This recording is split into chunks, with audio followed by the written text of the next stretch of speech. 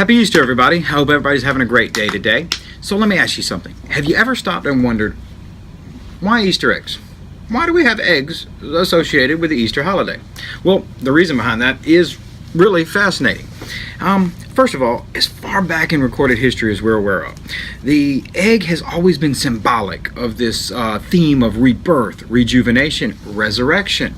And so very early on into Christianity, the egg entered as a symbol for the Easter holiday because it was symbolic of Jesus' resurrection from the tomb. Hence the egg shell itself, the egg was Jesus' tomb, resurrection. So truthfully, the egg has been a Christian symbol from its early days. Now, the next question is, well, why do we color them? I mean, why are there so many different types of decorated eggs? We do that now. Well, it's not just a marketing ploy. Actually, archaeologists have recovered decorated ostrich eggs going back 60,000 years into Africa.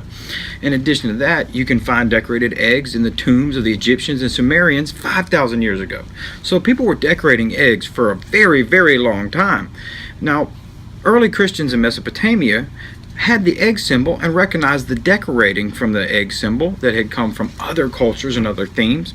However, during that time, eggs only would have been decorated by the early Christians as red. Why? Because they were symbolic of the blood of Jesus shed during the crucifixion. So at that time, really Christianity in terms of dyeing eggs was limited to red eggs. Now, this would spread out as you saw fancy decorating and all sorts of things as different cultures combined and emerged, and basically you had this really intermixing of different cultural themes. Now, why were eggs hard-boiled? Was it just so they wouldn't break when we played with them or hit them? Well, yeah, that definitely is a positive side effect, but that's not the original reason that hard-boiled eggs come into the Easter holiday.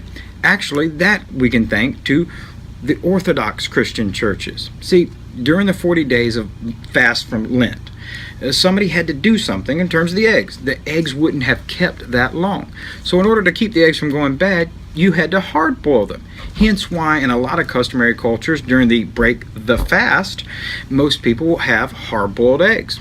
Now, what's fascinating is that the whole concept of all of the Easter eggs would eventually immigrate into America, where all of these different themes would collide into place, and you had a real melting pot of different central themes when it came to Easter.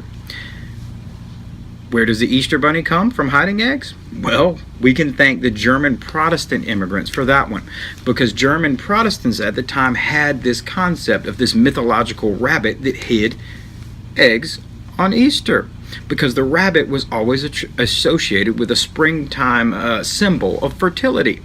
So the Easter bunny and the Easter bunny hiding eggs, actually we can thank to German Protestant immigrants.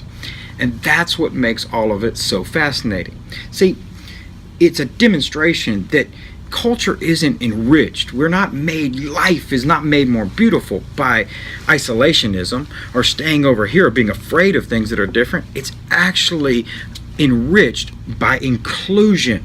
So the eggs that you see today, then so many of you will watch Easter egg hunts or participate today, these all come from an intermixing of a whole bunch of different themes going back 60,000 years to Africa, to Mesopotamia, to Egypt, to Sumer, to the German immigrants that came here, and the Orthodox Christian churches in Europe. All of these different themes collide today to give us the Easter holiday we see. So you really don't have to be Christian to appreciate that aspect of the holiday and understand how the holiday has evolved and how human life is enriched through evolution.